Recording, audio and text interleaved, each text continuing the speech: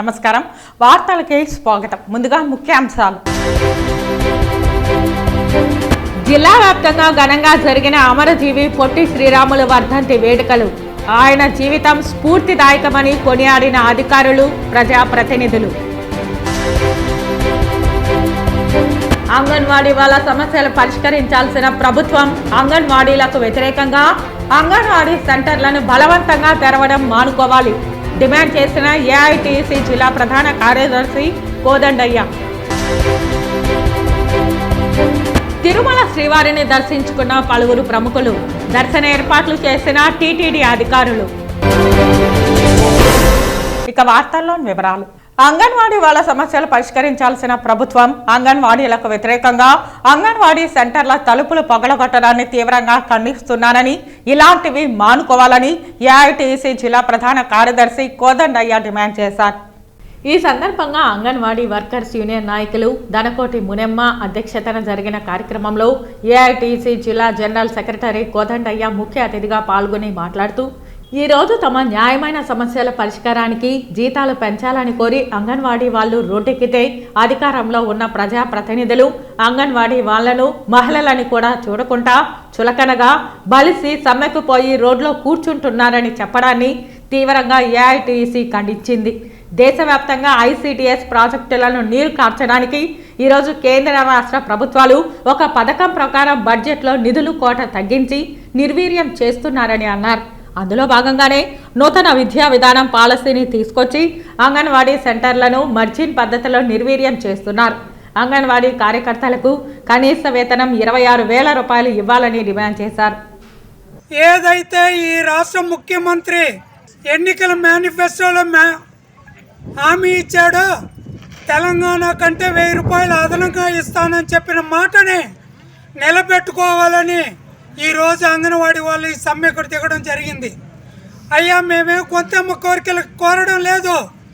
ఈరోజు మీ రాష్ట్రంలో ప్రభుత్వంలో ఉన్నటువంటి కొంతమంది అవినీతి చేసే అవినీతిలో 10% డబ్బులు ఖర్చు పెడితే ఈ అంగన్వాడీ కార్యకర్తల సమస్యలు పరిష్కారం అవుతాయి.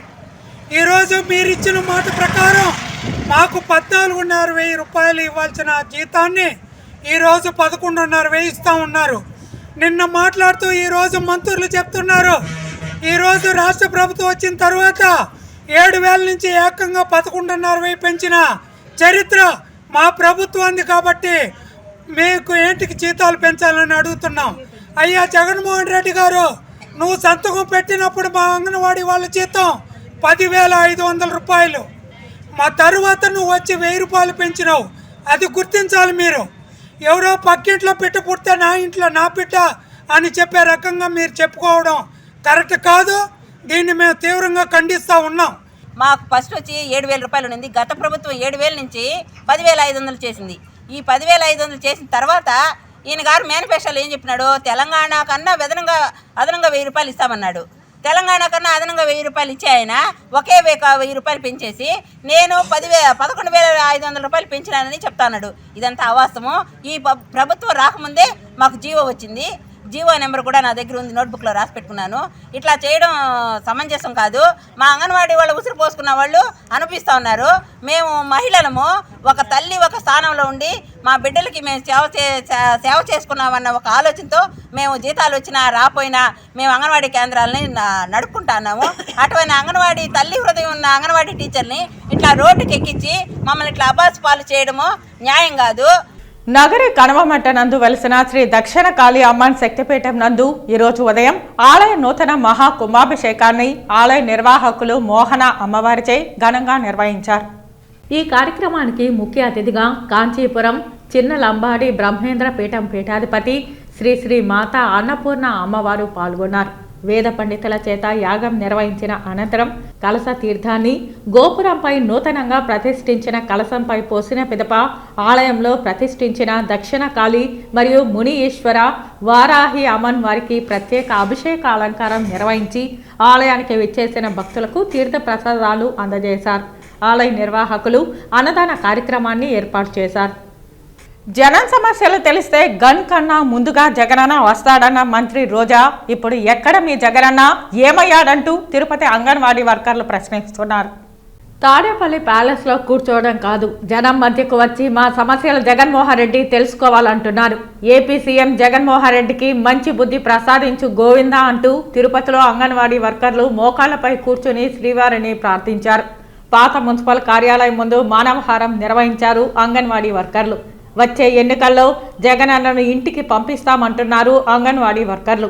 అంగన్వాడీ వర్కర్లను హేళనగా మాట్లాడిన బొబ్బిలి ఎమ్మెల్యే క్షమాపణ చెప్పాలని డిమాండ్ చేశారు. 2004 నుంచి అంగన్వాడీ హెల్పర్గా పనిచేస్తూ ఉన్నాను. నాకు వచ్చే జీతం ఫస్ట్ 250 రూపాయల నుంచి ఇప్పటికి 7,000 అయింది. మేము పిల్లలుగా చదివించుకుని, నాకు భర్త లేడు, పిల్లల్ని చదివించుకోవాలి, రెంట్ కట్టుకోవాలి, నీళ్లు కొనుక్కోవాలి, ప్రతి ఒక్కదానికి అన్ని ఖర్చులు ఉన్నాయి. 7,000 రూపాయలు దేనికి పనికి వస్తుంది? మా పిల్లలకి ఫీజు కట్టుకునేదానికి పనికి వస్తుందా? ఒక వంట చేసుకుని పప్పు రేట్ ఎంత, మిరకాయ రేట్ ఎంత, చింతపండు ఎంత, ఎర్రగడ్డ ఎంత, గ్యాస్ సిలిండర్ ఎంత, అన్ని రేట్లు పెరుగుతుంది. మాకు మాత్రం లేదు. బాగుండే రోడ్లు వేసుకునేదానికి జగన్ అన్నకు డబ్బులు ఉన్నాయి. ఎవరికంటే వాళ్ళకి రాజకీయ నాయకులకు ఇచ్చేదానికి జగన్ అన్న డబ్బులు ఉన్నాయి. అమ్మ ఒడి వేస్తాడు, 1850 అనేసి 40 ఏళ్ళ వయసు వాళ్ళకి వేస్తాడు. మేమేం పాపం చేసినాము? తెల్లారి 8:30కి పోతాం, సెంటర్ దోస్తాం, నీళ్ళు తెస్తాం, పాలు కాస్తాం, కోడిగుడ్లు ఉడకబెడతాం, తోస్తాం, పెట్టెలు అట్టే అప్పుడే అన్నానికి కూర్చున్నప్పుడు మేడం ఆయమ్మ మీటింగ్ వస్తుంది, పాస్ వస్తుంది అంటారు. గర్భవతులపై పిలుస్తాం, ఇంటికి రండి అంటే, ఫుడ్ తీసుకోండి అంటే, మా ఆయన వచ్చినాడు, ఆయన అన్నం పెడే వస్తాం, రండి అంటే నీళ్ళు వచ్చినాయి వస్తామంటారు. ఒక్కరు వచ్చేవాళ్ళం, మేము తిరిగి వస్తాను. మాకు ఇచ్చేది 7,000. ఇళ్ళ పని చేసుకున్న పాస్ పని 2 నెలలు వస్తుంది. మరి 7,000లో ఏమొస్తుంది? ఆలోచించండి మీరు. కానీ మా బాధలు అర్థం చేసుకోండి. రోడ్లో కూర్చున్నాం, కోవెక్కి కూర్చోలేదు మేము. మీరన్నా ఏసీలో కూర్చోన్నాం, బలిసి కూర్చోలేదు మేము. మా కడుపుకి జరగలేదు కాబట్టి మేము వచ్చి కూర్చోన్నాం. మేము పోతేనే మా బిడ్డలు జరుగుతాయి. బాడీ కట్టాలి. మీరు ఆలోచించండి, ఏదో మాకు న్యాయం చేయండి.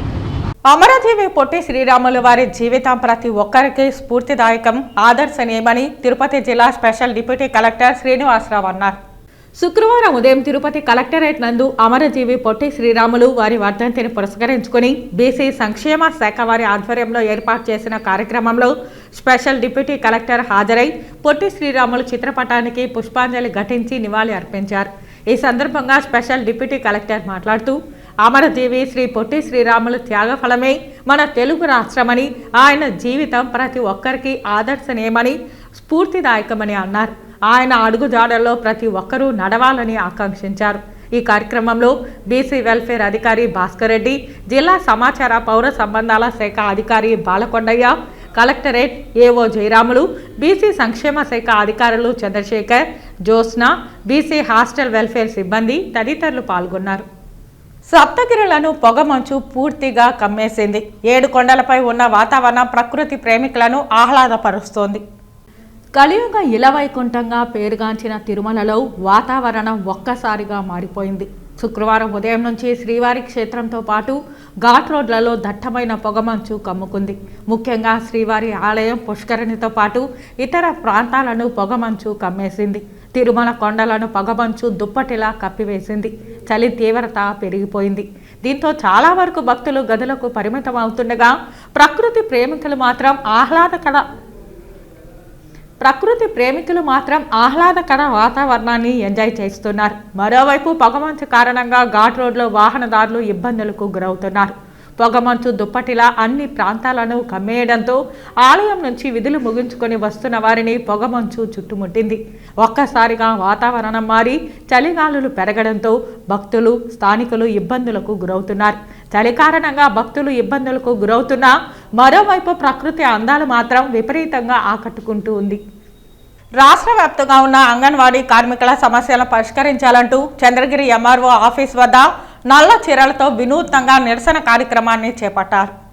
అంగన్వాడీ కార్మికులు ప్రభుత్వం తక్షణమే జీతాలు పెంచాలని కోరుతూ, అదేవిధంగా రాష్ట్ర ప్రభుత్వం అంగన్వాడీల సమస్యలను పరిష్కారం చేయకపోవడంతో అనివార్య పరిస్థితులలో నేటి నుంచి సమ్మె చేస్తున్నారని, వారి సమస్యల పరిష్కారం చేయాలని మంగళవారం నుంచి AP anganwadi workers and helpers union IFTU AITC ఆధ్వర్యంలో గత 4 రోజుల నుండి చంద్రగిరిలో సమ్మెను కొనసాగిస్తున్నారు.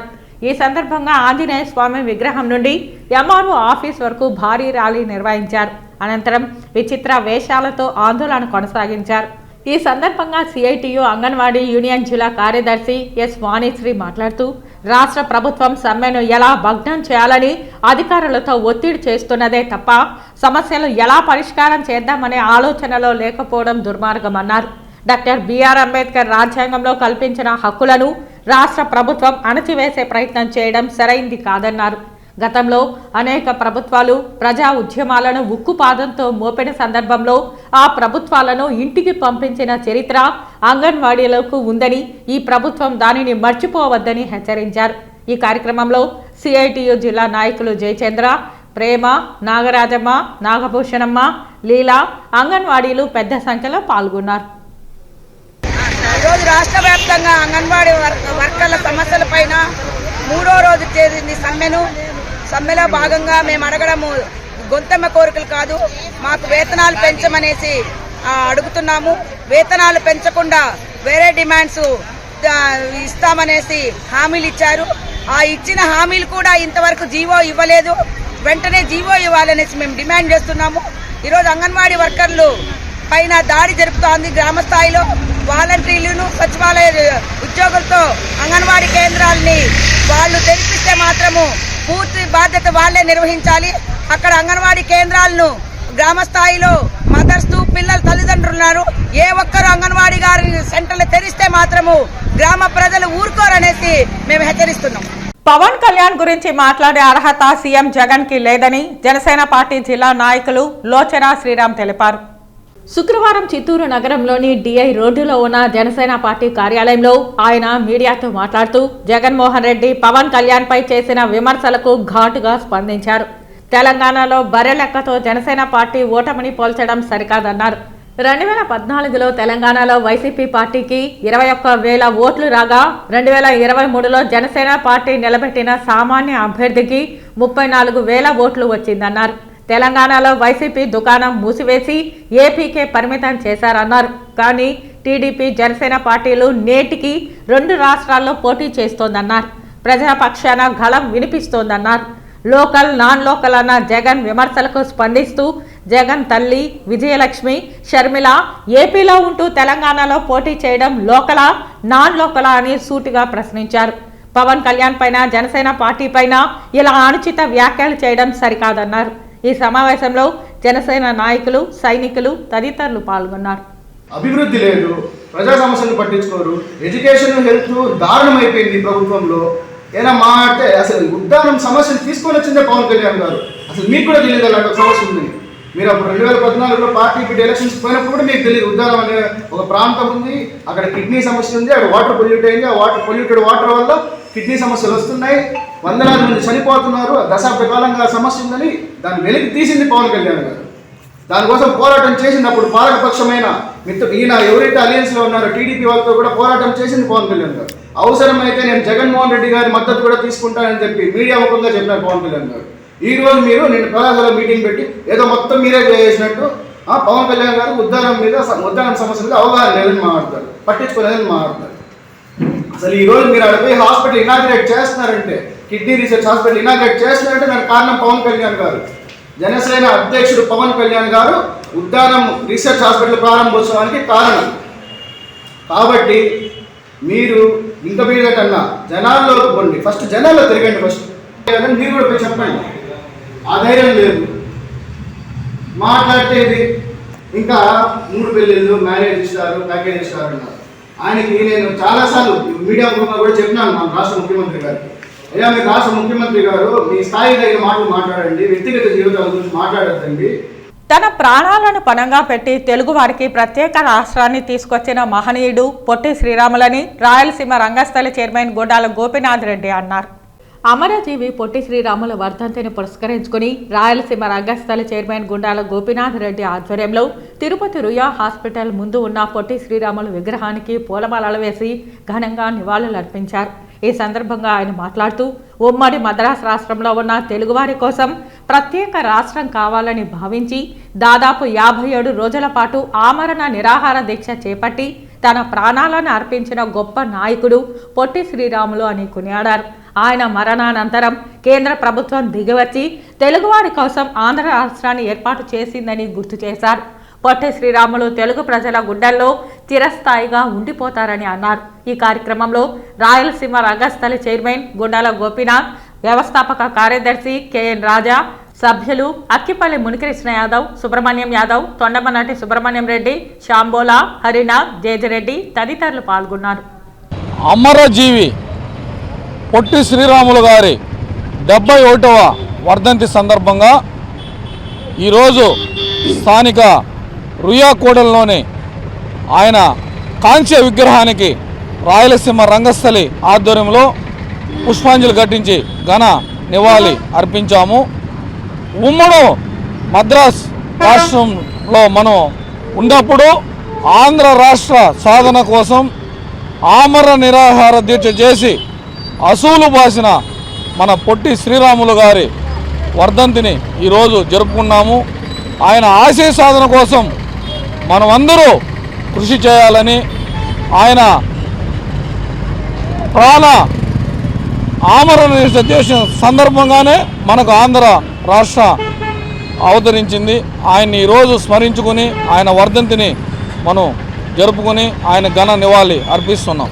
ఈరోజు ఆంధ్ర రాష్ట్రానికి స్వాతంత్రం తెప్పించిన రోజుగా ఈరోజు పొట్టి శ్రీరాములు గారి ఆయన యొక్క జయంతిని జరుపుకుంటున్నాము, వర్ధంతిని జరుపుకుంటున్నాము.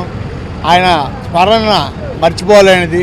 ఎందుకంటే పొట్టి శ్రీరాములు గారు ఆమరణ చేసి ఈ రోజుకి చాలా మేలు చేశారు ఆంధ్ర రాష్ట్రానికి. ఆయన స్మరించుకోవడం మా అందరి యొక్క సంతోషం. తిరుమల శ్రీవారిని పలువురు ప్రముఖులు దర్శించుకొని మొక్కులు చెల్లించుకున్నారు. తిరుమల శ్రీవారిని ఈరోజు ఉదయం విఐపి విరామ సమయంలో నిర్మాత దగ్గుపాటి సురేష్ బాబు, కుమారుడు దగ్గుపాటి అభిరామ్, హీరోయిన్ దీపికా పదుకొనే వేరువేరుగా కుటుంబ సమేతంగా దర్శించుకున్నారు. దర్శన అనంతరం రంగనాయకుల మండపంలో వేద పండితులు వేదాశీర్వచనం అందించగా ఆలయ అధికారులు శ్రీవారి తీర్థ ప్రసాదాలు అందజేశారు. ఆలయం వెలుపల దీపికా పదుకొనేని చూడడానికి భక్తులు, అభిమానులు వెంటపడ్డారు. చిత్తూరు జిల్లా పలమనేరు నియోజకవర్గం గంగవరం మండలం సిండికేట్ బ్యాంక్ వెనుక కొత్తగా నిర్మిస్తున్న ఇంటి ఆవరణలో లక్ష్మి అనే మహిళ దారుణ హత్యకు గురైంది. గంగవరం మండలం సిండికేట్ బ్యాంక్ వెనుక కొత్తగా నిర్మిస్తున్న ఇంటి ఆవరణలో 40 సంవత్సరాల లక్ష్మి దారుణ హత్యకు గురైంది. ఈమె చెత్త కాగితాలు, ఖాళీ బాటలు చేరుకుని జీవనాధారం సాగిస్తున్నది. గంగవరం పోలీసులు కేసు నమోదు చేసి దర్యాప్తు చేస్తున్నారు. వార్తలు ముగించే ముందు ముఖ్యాంశాలు మరోసారి. జిల్లా వ్యాప్తంగా ఘనంగా జరిగిన అమరజీవి పొట్టి శ్రీరాములు వర్ధంతి వేడుకలు. ఆయన జీవితం స్ఫూర్తిదాయకమని కొనియాడిన అధికారులు, ప్రజాప్రతినిధులు. అంగన్వాడీ వాళ్ళ సమస్యలు పరిష్కరించాల్సిన ప్రభుత్వం అంగన్వాడీలకు వ్యతిరేకంగా అంగన్వాడీ సెంటర్లను బలవంతంగా తెరవడం మానుకోవాలి డిమాండ్ చేసిన ఏఐటీసీ జిల్లా ప్రధాన కార్యదర్శి కోదండయ్య.